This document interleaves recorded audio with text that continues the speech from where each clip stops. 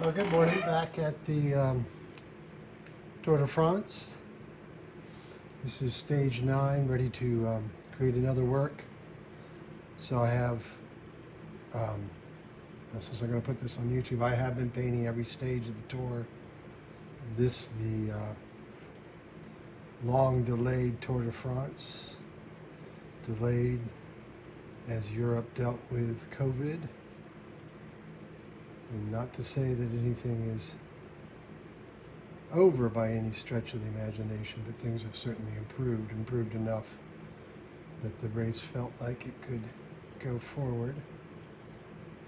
Part of that is just a desire, like we all have, to return to a little bit of normalcy. So this is the lone rider off the front, new rider to the tour. Someone I've actually not heard of before, not that that's overly shocking. But this is Mark Hershey, a Swiss rider, a young rider. He's already had the white jersey of Best Young Rider for a day in this year's tour. So these watercolors are done first, relatively obviously, by first doing the ink, in this case Sharpie, but you need a permanent marker to prevent the the watercolor, which will come next, from moving the ink around and either ruining or at the very least altering what you've already put down when you put the color in. So just getting the little crowd. Then we're up on a high mountain, so like this spectator I am painting right now is covered in a rain jacket.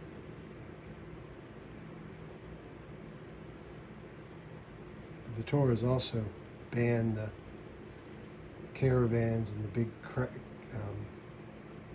campers and all of that normally cover the tops of these climbs. So in most cases, everyone has either walked or cycled up, or some have gotten up the day before and I'm not quite sure how they spent their nights. But in an attempt to keep the crowd size down, the tour has done this. So it's been a little less, although yesterday on the climbs there were huge crowds. And if you go to my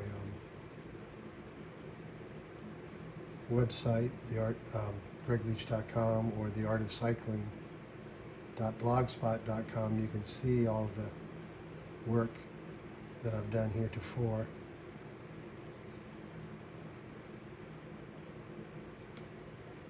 Oops. So of course one of the things when working, as I just did there, when you work with a permanent marker, you make a boo-boo, it's there. Same thing with watercolors. There's no coming back and correcting things. It's all a transparent media, so once you've done it, as it were.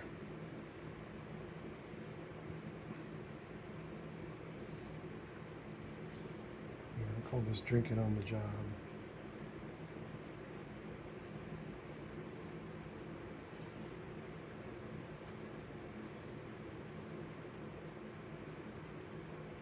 All right, so that's the ink part of the work. And now we'll come back and start laying in the color. Now when I do the color, I like to work from lighter to darker colors and warm to cool, and that's all in an attempt to keep the color as clean as possible. You don't want to pollute your colors. So when working with watercolors in particular, again, because you can't go back, you can't paint over, what it is what it is. You want to go light to dark, because with the dark colors over the light, you can do that to a certain degree, but you definitely cannot put light color over dark. Now, Hershey is one of these cyclists who rides without gloves, which I just can't do. Maybe I'm a little too worried about my hands getting hurt for relatively obvious reasons. Maybe I'm just a wuss. But that just scares me because I've had some serious road rash over the years and some pretty spectacular bike wrecks, both in racing, in groups, and then most spectacular when going up against cars and trucks. I don't recommend it, particularly trucks. So I just can't, the thought of, because, naturally when you start to go down, you're going to put your hand out, and putting your hand out and hitting the asphalt without a glove on is scary at the very least. I've been riding so long that the cool technology is the sew-up tires that were literally glued on your rim, and they flat it pretty easy, and they were a pain in the neck to change. But the clincher tires couldn't put anywhere near the pressure that they can now. So if you wanted a high pressure, low resistance tire, what you had to do. But anyway, what you would do, because you were worried about getting flats, is if you went over an area where you thought you might have picked up a stone or some glass, you would put your hand down on the tire, and again, if you had the leather gloves on, you put your hand down and let the tire roll along, and it would hopefully pull out basically stick the tire into your hand, or the stone or the whatever. Basically, rather than it going into your tire, it went into your hand. But you had the gloves on. And of course, these guys have people who will change their tires for them, change their wheels. They got mechanics. They're not poor paupers. So yeah, when I raced, if you had a flat, that was it.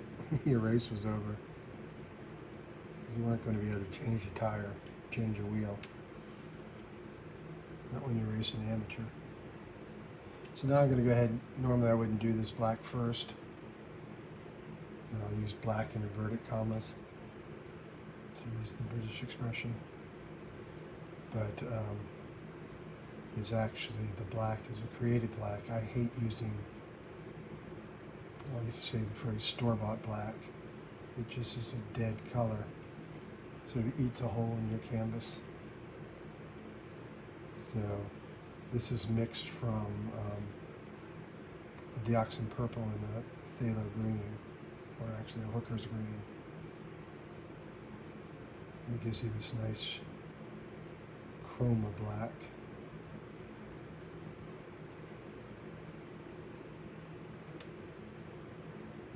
Now the other thing with watercolors is white has to be achieved by leaving the paper, so not putting any color down at all. So that jersey is white. And part of the way to show that would be, of course, by virtue of the colors around it. So there's a set where I just laid some dark over light, and it works just fine.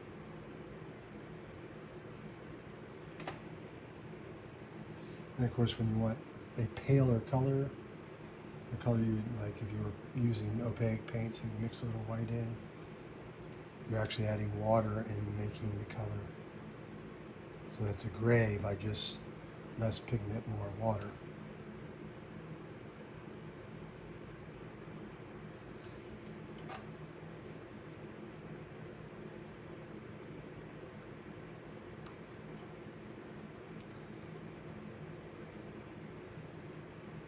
So you can see I'm sort of now just picking up water because I already have pigment on the brush and moving this, so you have a little time when this is open before it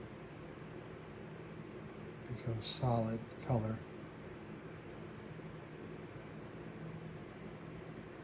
Alright, now I want to move into the hillside behind the rider.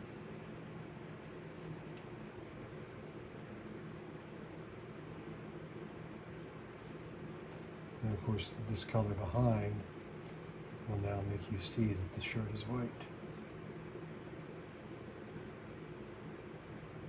So Hershey is off the front of the lead peloton. He's fairly far down on the GC classification, general classification.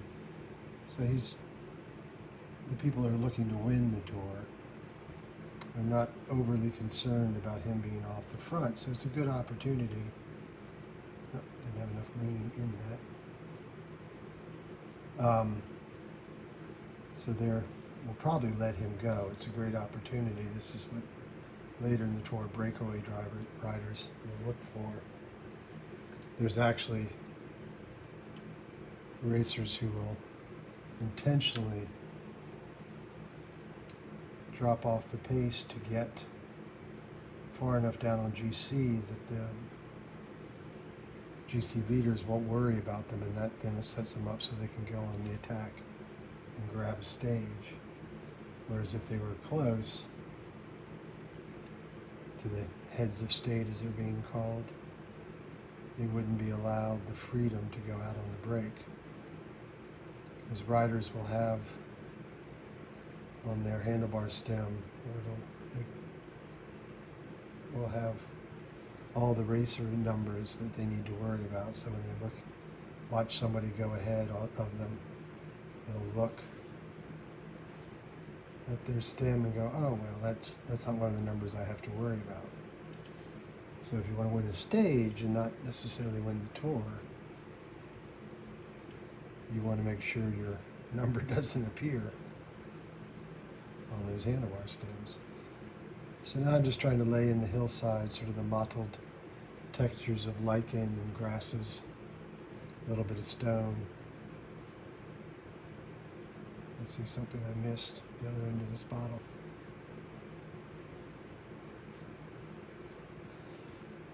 And then using the brush strokes to sort of show the steep hillside.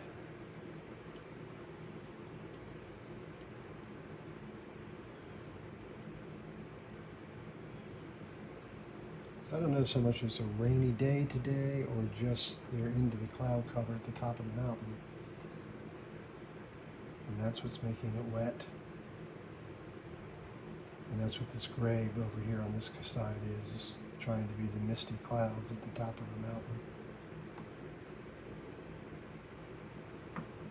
I always loved that when I was a kid, driving through the mountains of West Virginia. And you could really tell that what we often refer to as fog was clearly just the cloud. You literally drove into the clouds.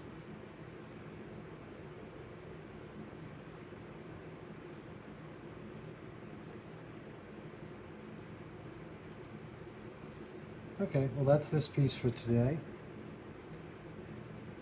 Be sure to look at gregleach.com and theartofcycling.blogspot.com to see all the works as they're being created. And thanks for taking the time to watch. Whoops. Not quite done. Hold on. Not out of here yet. Come in here and finish this bottle.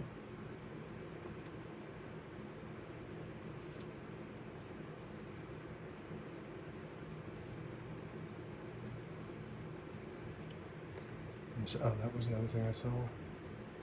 And then just a little bit of a hint of the colors there.